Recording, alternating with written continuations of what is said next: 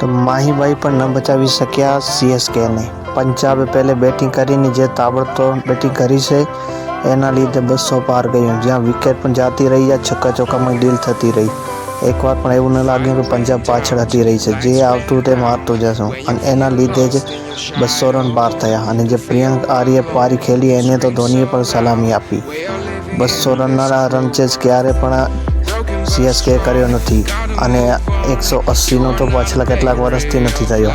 સૌથી વધારે 208 રનનો 2012નો સ્કોર છે, અને આ મેચમાં પણ એવું થયું। ઓપનિંગ જોડીએ ફ્લોપ ગઈ અને પછી જે આવતું એ ફ્લોપ જતું રહેતું, અને અંતમાં MS ધોનીની આ મેચ સંભાળવાનો રહ્યો હતો, તો MS ધોનીએ ખૂબ પ્રયત્ન કર્યા પણ જીતાડી ન શક્યો। અને કોનવે તો આવી પારી ખેલી કે જેમ તે પંજાબની સાથે રમતો હોય, ના કે સીએસકેની જેમ। તમને આ મેચ વિશે